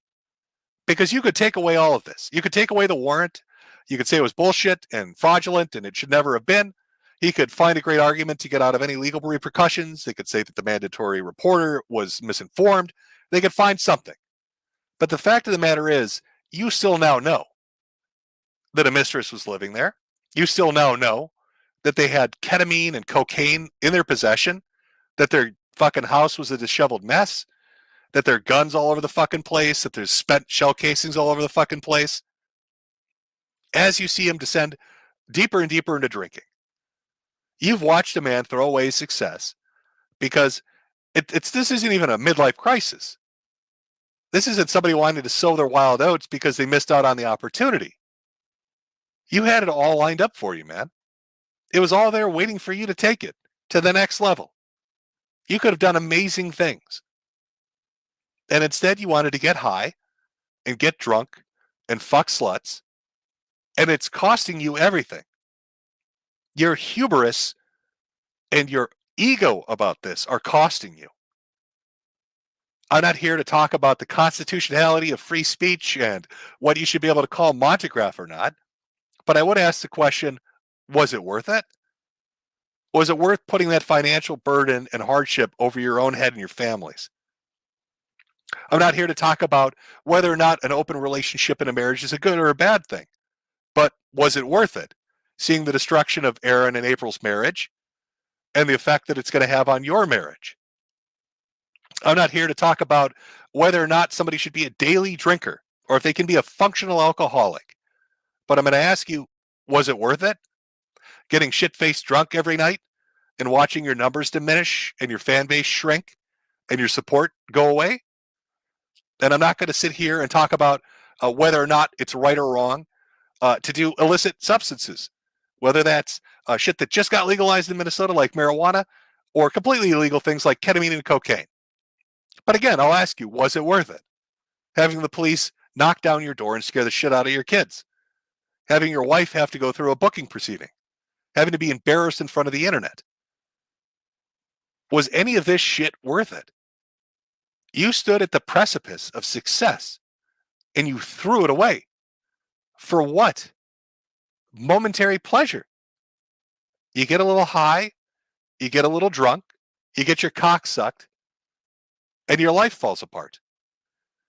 You threw away the idyllic American dream for what? 5 minutes of pleasure? To all those people out there that want to get big in YouTube, this is a good example of really what not to do. You know, right now, VTubing is becoming a big thing. A lot of VTubers out there are killing it. And great, good on them. I love it. You know, people like Peppa and Kirsch and all of them. You know, go out and cultivate your fan base, make your product, build your brand, make your money, and plan for your future. Don't get caught up in how famous or popular you are. Put your fucking money away. Buy a house, buy a car. Because by the time your curve is done in 3 or 4 or 5 years, you'll be so far ahead of the game. You'll be set on not having to worry about rent, not having to worry about mortgage, not having to worry about a car or debt or bullshit. You'll be able to live your life how you want to live it. You'll have a chance at that idyllic American dream. Don't do what Nick did. Don't let your ego get the better of you. Don't give in to the momentary dick suckings and cocaine binges and alcohol benders because you're popular for the moment. Don't let those daydream fantasies of revenge against people that told you you'd never make it overtake your rationality. Don't do what this guy did. Otherwise, it's going to be you in the booking photo. And you don't want that. You don't want to be the mugshot. Nobody does. You don't want to be Nick Rekieta with a black eye and people asking, why is his wife getting charged for physical abuse of the children? Why is a woman living in his house? Why is he so drunk? Why were there drugs found? Why was there guns found? Do you think this is something that's easily repaired, Nick? Or anybody watching this? It's not. The damage that's been done from this week alone will have repercussions throughout the rest of your life. It will be the underpinning of any argument you and your wife have about who's responsible for it and how badly things got fucked up. It will affect your relationship with your homeschooling group and your church and your neighborhood and your neighbors, because you'll be the guy whose mugshot they saw, and they'll hear all these fucking stories, and whether or not they're true or how true they are or how factually accurate they are or how far off the mark they are, they'll still know they found a bunch of coke and ketamine and fucking guns. They'll still know some chick you were banging was living there, and they'll ask themselves, what kind of neighbor is this guy? And how fucking reliable is he? I just don't get it. I don't know what happened, man. You really were one of the people that had the best chance, Nick. You really were. You really had the best chance of turning it into something amazing. And I don't know why you've thrown it away. And I don't understand that I can't comprehend why you've thrown it away for so little. You traded it in for so little. You took something that had the potential to grant you an amazing life, and you pissed it away for nothing. And, you know, that's what makes me lean towards there really being a problem with alcohol or drugs. Because no rational person that's sober would do that. But an addict would. They wouldn't be able to weigh the pros and cons, the benefits and the penalties. They'd be living in the now. They'd care about that a dopamine hit more than anything else. This isn't even me moral fagging. You know, I'm not trying to get preachy with you. I'm genuinely fucking confused. I know you've got a lot of people you talk to. You've got friends and different associates in real life and online. None of them grabbed you by the arm and said, stop? Or the ones that did you pay them no heed? You never woke up one morning hungover feeling like shit with a black eye like you're in your mugshot and say, I don't want to do this anymore. I don't want my life to be this. I can do better than this. You had so much going for you. You know, your kids would have grown up and said, that's my dad on television. That guy is my dad, and he's on TV because he's smart and he's successful and he's motivated, and people fucking love the shit that he does. That's where you were. They would have been going to school and bragging. Now what the fuck are they going to say? Oh, yeah, that's my dad in the mugshot. Why would you throw it away, man? Why would you piss that away? I just don't get it. I really don't.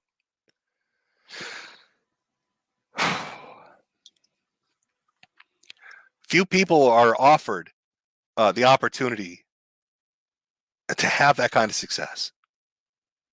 And you really were smart in how you did it. I try not to take that away from you, especially when I talked about it before. A lot of people say, well, people have done legal shit on the internet before. They've done law tube stuff before. They have. But that was your idea. The way you did it, the format, the flow of it, the feel of it, that was you, man.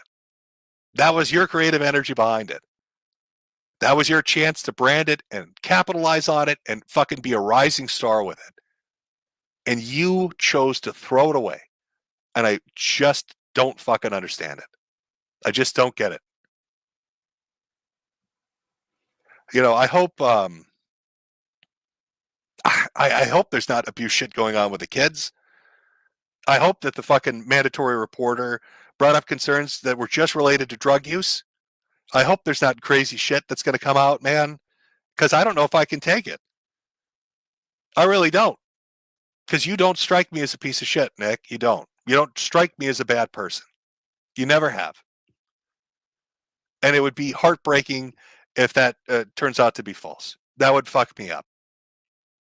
If it was Ethan, Ralph, or some other piece of shit on the internet, I wouldn't be surprised, but I would with you.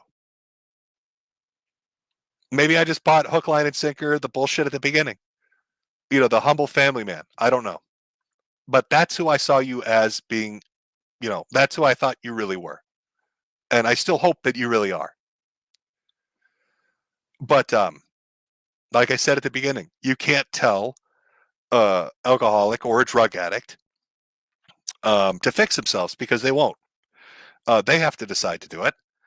And no matter what you think rock bottom is, they have to decide what it is. For some people, rock bottom is a mild inconvenience. It's running out of money when they need it, or it's being in a bit of an uncomfortable situation. For other people, it's being completely homeless and covered in shit until it's rock bottom. I don't know what yours is. One would hope this is. So I don't know. It's depressing. It's just depressing. It's depressing to see potential fall apart like that. And to see something that seems so good, at least on the outside, crumble apart.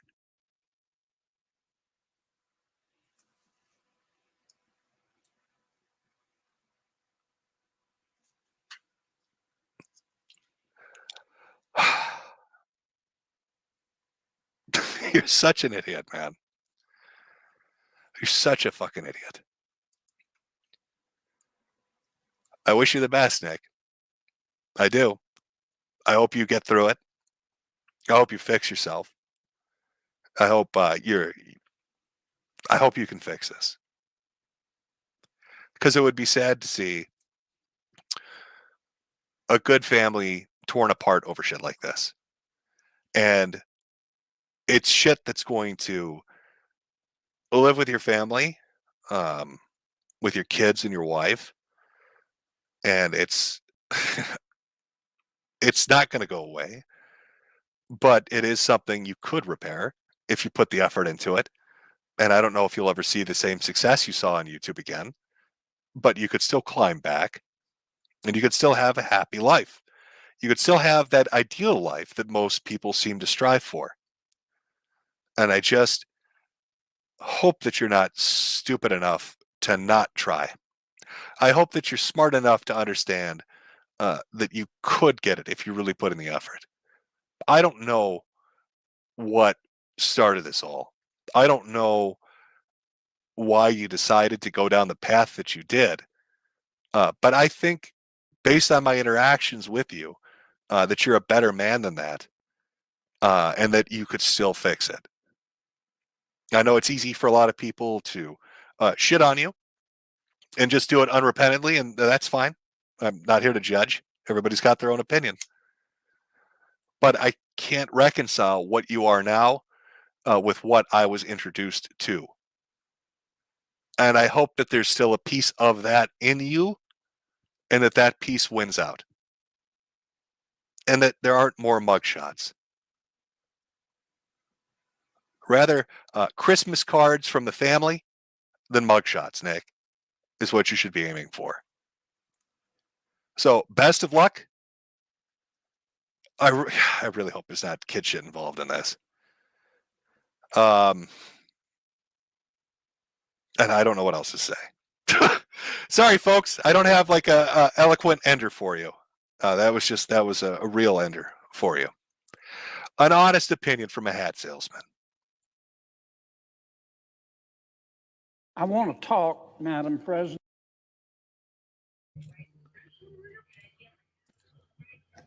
Yeah. Like, we're in a place in the world right now where if we had a sober Nick Rekieta, he could be making fun of the stuff going on in the Trump trials. He could be bigger than ever. And it's just so sad that he's not that person right now. We got someone coming in on the top rope, Church. Oh, shit. Right at the end of the show, too. Sometimes, can you hear me? We can hear you. Sometimes I think about all the things my parents went through, when having me. And then I think about, like, this is what it's all for. This is what came of it. Just me. I'm disappointed. Hey, Dillard. It's not always worth it. Sup, RuneKnight? Can you turn yourself up just a little bit? Let's see if my settings are correct. I mean, I've got you up to 150, and you're still pretty quiet on our end. Well, how about that? How is that better? Oh, that is your rich, smooth voice that we all love. Dulcet tones that of is Dillard Croy. Can you imagine, dude, if you went through all that rigmarole and worked and slaved and tried to make a better life, and your kid ended up being me? I mean, you have a wife that loves you, beautiful child. My wife loving me is debatable. I got kids that don't listen. Successful. We all have kids that don't listen. In fact, if the kids listen, they're the exception to the rule. I can't believe we're at the end of this show. I thought I was coming in right on time. Hey, we all know a wizard comes in only when they mean to. I was all prepared. Golly. I had tabs. I had video. I had documents. Yep. It was good. You came in right when you were meant to. I'm assuming you heard the bit about the gym segment that was clipped. No, I didn't. Oh, okay. I'll shoot you the link. But please and thank you. Let's see here. Yeah, I'll send you the link after the show so you can check it. I mean, the whole stream's worth watching, but it's long. Yeah, it's Jim, like 4 Jim hours. Jim had a busted rib, and he did a 4-hour stream. Yeah, That is pretty hardcore. but no, like I said, I mean, I was going to go around and let everybody give their final thoughts on what's going on with Nick Rekieta. It's so disappointing to somebody like me who's been a fan for as long as I have to watch what has happened, happen. But I can't find it in myself to offer sympathy to someone who didn't put their kids ahead of themselves.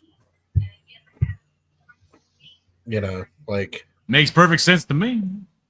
Like I said, if any one of the guys on this panel right now called me and said, "Hey, I got busted for drugs," I'd have no problem being like, "Man, that's rough. I know it's rough. It's hard." You personally, I'd have a bit more of an issue with than anybody else because you're a dad like me. But I feel like when you had your first kid, you had the same thought I did. Fuck, man, my life it doesn't matter anymore. I have a child. Yeah. Everything that I do from this point on is for the betterment of this kid. Fuck me. Literally, fuck me, right?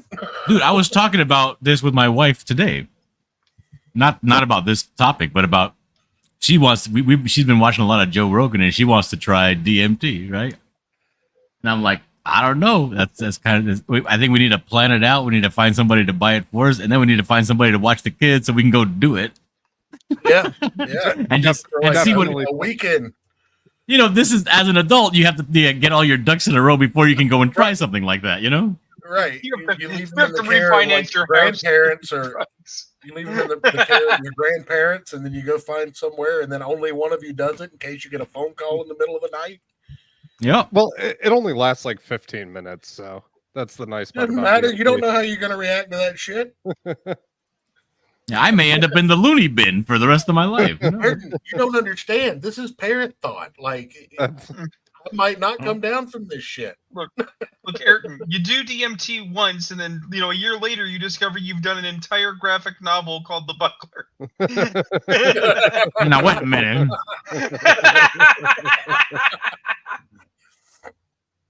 You wake up, the correct story on the fryer. No, you do DMT once, and then a year later you realize it's only been 15 minutes. Yeah. No, the correct joke is you did DMT once, and then you did a French Canadian version of The Buckler, and you actually did all the text in French Canadian. The best part is it makes no sense because I don't speak French. Right. or Canadian. But no, like as far as Nick as a person, I hope he gets his shit together for the sake of his children and their household. I hope he gets his shit together. But as far as looking at the man the same way ever again, it's a long, hard road for that shit. Yeah, I think personally that Nick was a man who lived up to what other people imagined, and then he broke out that box and he said, "You know what?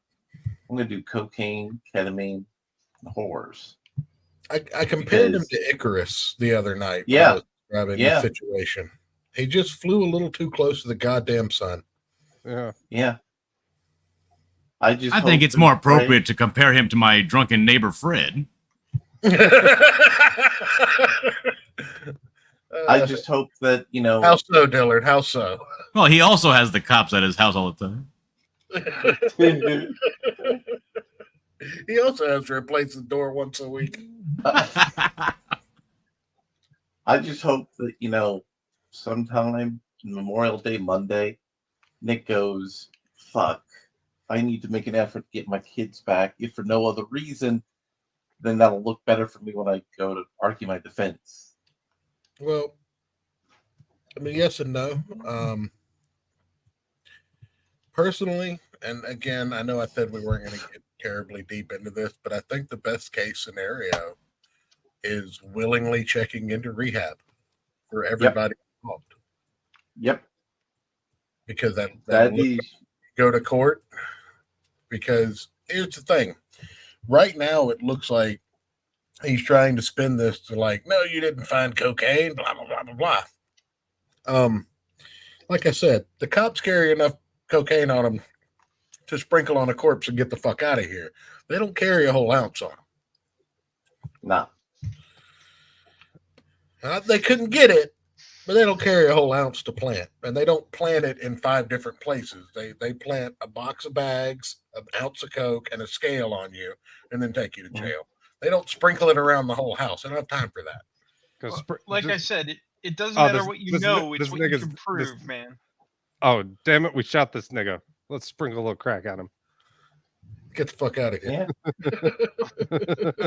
Oh, I didn't bring it. All I got is this powdered sugar.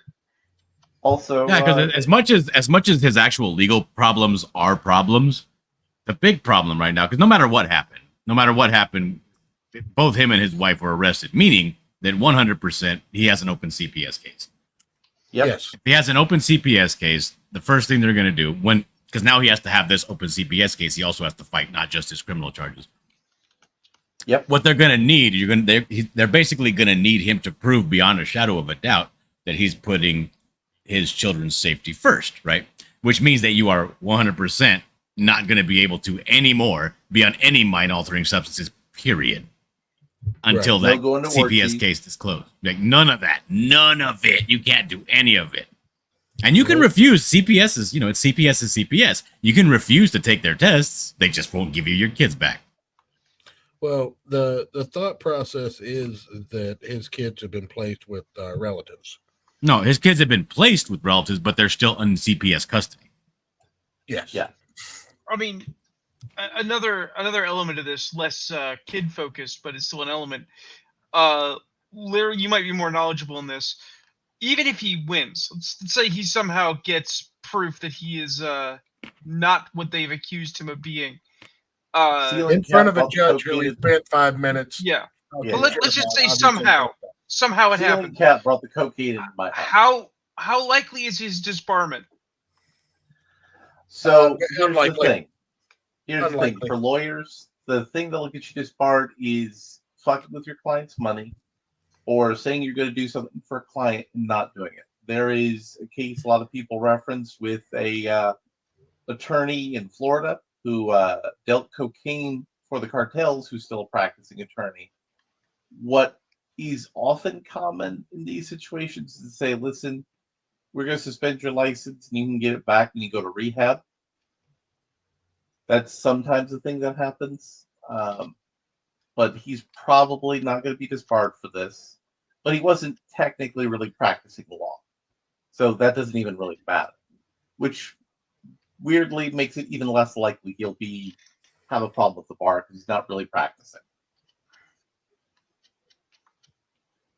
I mean, but no, he'll probably have his license suspended until all of this blows over, and he can piss clean again. Because the thing is the one thing they don't want with lawyers who get caught up on drug problems or DUIs or whatever is for those people to not be able to do their job.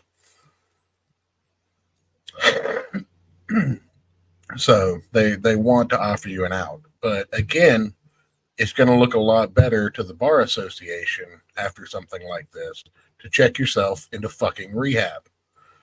The problem that I think Nick has is twofold. It starts with what I said earlier. He decided at 42 he wanted to live the life of a frat boy, and that he thinks he's the smartest person in the room. And he never learned that if you're the smartest person in the room, you need to get in another fucking room. He thinks that he knows best and that what normal people think don't matter. The problem is the people that are going to be making decisions about his life for the next several months and years are normal people. They're not YouTubers. They're not lawyers, he chooses to take this, lawyers. well, but if he chooses to take this to trial, it's going to be a jury, and that jury is probably going to think a lot like us and like the Kiwi farms. Because if he goes to a trial, the prosecutor is going to play a clip of some of the most deranged, debauched, shit that he's ever said. Yeah, but there's no way to put any of that in context in a trial situation. Well, I mean, some of it isn't even in context of the video. Yeah, well, for as much shit as I've given EVS over the years, EVS even reached out and told him to pull up, and that was one of the things that was kind of funny. If you look on Nick Rekieta's Twitter right now, if I'm not blocked for this stream, that'd be hilarious. That would be. But if you look on his Twitter, on his replies, the last thing he replied to before he was arrested was someone on a thread. It said something along the lines of, I don't know what this was in context to, but it basically said, I'm here for him if he wants to change, but he's got to want to change. I know people with I'm here for him, but I also understand. All right, I'm blocked by him. I'm here for him, but I understand the disease. He has to want to change. And Rekieta responded, "Oh my Christ!" Oh. And I'm just he's not exhibiting the what it's going to take, because for this stuff, a lot of this stuff you cannot fake it. You can get your fucking urinator and try to pee false and all this stuff, but the amount of stuff he's going to have to go through, the amount of hoops that he's going to have to jump through to get his kids back, he's not going to be able to fake it. And he seems to be, he's not exhibiting at all. And this may be for his defense or whatever, or posturing, but he's not exhibiting at all that he's planning on changing his lifestyle. Dillard, the drugs he's done, they have a 3-day half-life, so piss tests aren't even an option. They're going to hair and blood test him. Oh, this isn't I can't smoke weed thing. They're going to hair and blood test this man. And they're going to ask him. And they're going to ask him, how long ago was the last time you did cocaine? How long was the last time you did X, Y, Z? Yep. And if any of that shit comes back, and I could be completely off base. I don't live in Minnesota. I've never been through this, but I do know that here where they do that, they hair test you for harder drugs because of the half-life difference. Pills, it's all the thing. It's only weed that they piss test for. Very good. But anyway, we're at the wrap-up point, and I think Null did it best, but I'm gonna follow his example, and we're gonna go out with this.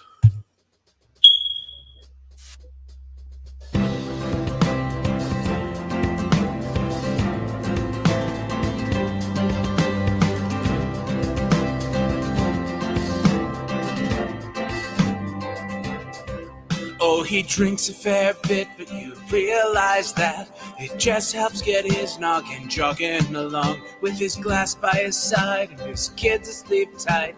We'll hear some law-splaining tonight. With his microphone muted, we'll laugh at this boomer until he explains it's all part of the plan. Watch his face become redder as he becomes meta, raging at idiots from Twitterland. From the white shores of Maine to the hills of Glenlivet, there's no one who explains the law better than Nick.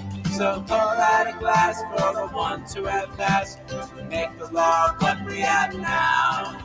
Oh, his lady is fair, and she handles herself with the grace of one who has borne many children. As the wife of a lawman, she makes sure that he has the time and the place to provide for them there. So pour out an bag about more of that frog. The spirits flow as the ones who get on every Lord. So pour out a glass for the tea post on Twitter as we hear law-splaining tonight. From the white shores of Nan to the hills of Glenlivet, there's no one who explains the dawn better than Nick. So pour out a glass for the ones who have passed to make the law what we are now. Oh, the guests are all plenty, folks, from Dante to Drexel. They bring their perspective and spice to the mix. But the reason we're here and the one that we cheer is the one who is showcasing us his career.